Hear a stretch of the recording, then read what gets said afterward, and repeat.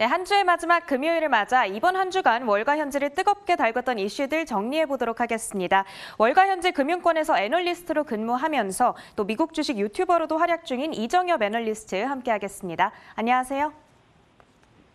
네, 안녕하세요.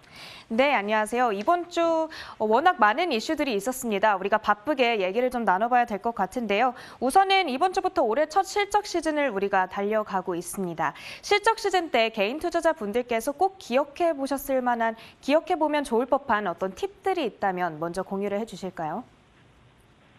네, 우선은 이번 주에 미국에서 실적을 발표한 회사가 오늘 기준으로 한 340개 정도 됐는데요. 저도 이번 주부터 이제 제가 보는 주식들이 실적을 발표하기 시작을 해서 지금 굉장히 바빠지고 있습니다. 사실 주식을 하는 사람들에게 이제 매 분기마다 찾아오는 이런 실적 시즌이 어떻게 보면은 굉장히 스트레스풀 할 수 있거든요. 그래서 그런 분들에게 실적 시즌과 관련돼서 좀 도움이 될 만한 두 가지 정도의 팁을 들어볼까 합니다. 첫 번째는요.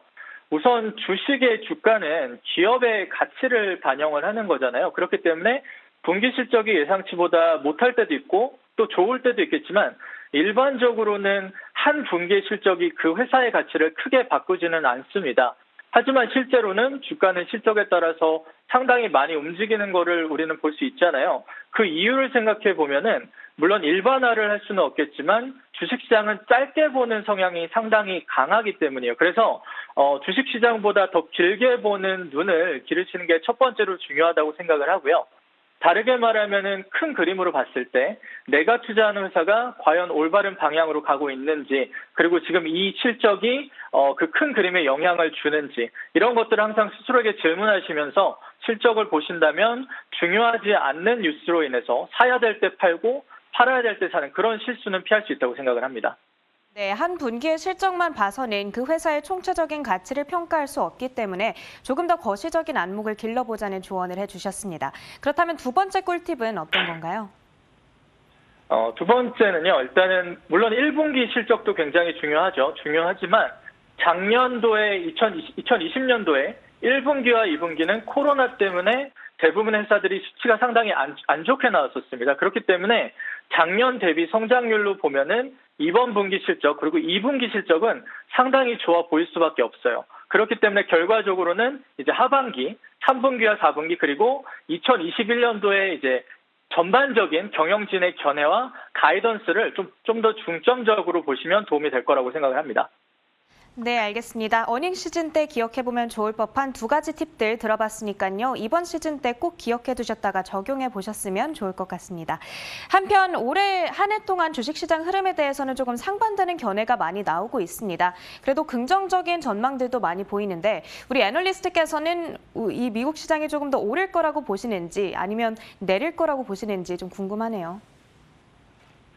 일단은 우선은 흥미로운 수치를 하나 말씀을 드리면 S&P 500에 속한 주식의 80%가 코로나 전 레벨보다 적어도 10% 이상 주가가 지금 올라가 있는 상태라고 합니다.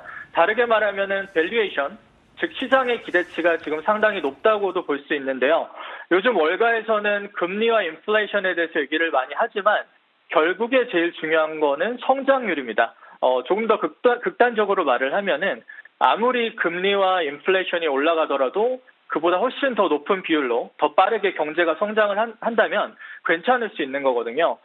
그리고 현재 미국 상황을 봤을 때 미국의 경제 성장을 좌우하는 변수는 크게 두 가지가 있어요. 첫 번째가 백신 보급이고요. 두 번째가 이제 정부의 경제 부양책인데 지금 바이든 정부가 그 어느 나라의 정부보다도 일단 더 적극적으로 또 더 공격적으로 이 두 가지에 올인을 하고 있거든요. 그렇기 때문에 적어도 이 두 가지 면에서 봤을 땐 미국 정부가 굉장히 잘하고 있고요. 또 물론 인플레이션과 미국의 부채를 생각해 봤을 때 분명히 우려스러운 점들이 많이 있습니다. 이거에 대해서는 제가 다음에 기회가 된다면 더 자세히 말씀을 들어보겠지만 적어도 2021년도 경제 성장을 본다면은 저는 개인적으로는 긍정적으로 보고 있습니다. 네, 올 한 해 동안의 미국 시장의 성장 가능성 조금 긍정적으로 점쳐주셨습니다. 이번에는 화제를 조금 바꿔보겠습니다. 도치코인에 대한 이야기를 조금 나눠보고 싶거든요. 이 도치코인 너무 많은 이야기들이 나오고 있습니다. 일단은 도대체 어떤 성격의 가상화폐인지 설명부터 부탁드릴게요. 네, 우선은 의외로 이제 도지코인에 대해서 제대로 알고 계신 분들이 많이 없는 것 같아서 제가 간단하게만 소개를 드려볼게요. 일단 도지코인은 2013년도에 IBM하고 어도비에서 일하던 두 명의 엔지니어가 정말 재미로 이렇게 조크식으로 만든 코인이고요. 그럼에도 불구하고 지난 8년 동안 무려 1200배가 넘게 올랐습니다. 지난 1년 동안은 160배, 그리고 올해만 봤을 때는 60배가 넘게 올랐어요. 그렇기 때문에 사실상 그 어떤 투자 자산보다도 압도적으로 높은 수익률을 올리고 있는 중인데요. 일단은 시가총액 면으로만 봤을 때는 한국 돈으로 지난주에 피크를 찍었는데 무려 70조 원까지 올라갔고요. 현재는 한 40조 원 정도로 거래가 되고 있는데요. 이게 얼마나 큰 사이즈냐면은 한국의 이제 대표적인 기업인 셀트리온보다도 더 큰 크기고요. 세계적인 호텔 기업인 힐튼, 그리고 세계적인 항공사인 델타의 시가총액보다도 더 크다고 보시면 됩니다. 네, 한편 일론 머스크가 이 도치코인을 또 굉장히 좋아하잖아요. 그런데 사람들이 그 밑에 트위터의 댓글을 보니까 너는 투자하지 않으면서 왜 이렇게 도치코인 밀어주냐 이러면서 욕도 많이 먹더라고요. 월가에서는 이 도치코인에 대해서 어떻게 평가를 하고 있나요? 일단 일론 머스크는 개인적인 투자는 하고 있는데 테슬라는 안 사고 있고 저는 테슬라가 도지코인을 살 확률은 없다고 생각을 합니다. 그 이유가 뭐냐면 도지코인은 이제 비트코인과는 상당한 차이가 있어요. 그렇기 때문에 월가에서는 도지코인은 이제 투자할 수 있는 자산으로 보지 않고 있고요. 그렇기 때문에 도지코인은 이제 개인 투자자들의 영역이라고 생각하시면 될 것 같습니다. 하지만 아무리 이렇게 농담으로 시작한 것이라고 하더라도 그저 웃으면서 지나가기에는 지금 너무 커져 버렸다고 생각을 하고요. 수많은 암호화폐 중에서 특히나 이제 투기성이 짙은 화폐라고 생각을 하기 때문에 제가 드리고 싶은 말은 그저 조심해서 거래를 하시라고 말씀을 드리고 싶습니다. 네, 경고성 메시지를 우리에게 던져주셨습니다. 잘 명심해 보도록 하겠습니다. 그런데 앞서 이 도치코인과 비트코인이 상당히 다르다고 하셨거든요. 구체적으로 어떤 차이점들이 있습니까? 다양한 차이점들이 있겠지만 제가 생각하기에는 정말 중요한 두 가지 정도의 차이점이 있다고 생각을 해요. 첫 번째가 이제 희소성인데요. 이제 큰 기관들이 비트코인에 투자를 하기로 결정할 때는 가장 중요한 포인트가 비트코인의 희소성이에요.